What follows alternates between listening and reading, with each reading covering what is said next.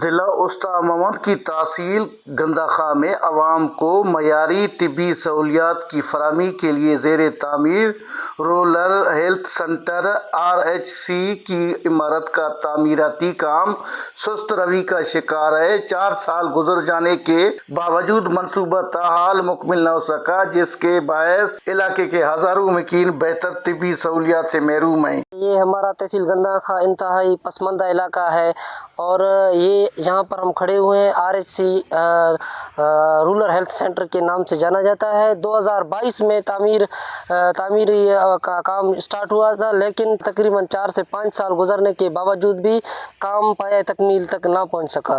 گزارش کرنا چاہتا ہوں یہاں کے ڈسٹرکٹ انتظامیہ سے کہ اس کام کو فی الفور پایہ تکمیل تک پہنچایا جائے تاکہ یہاں کے جو رہائشی ہیں وہ اس سہولیات سے مستفید ہوں۔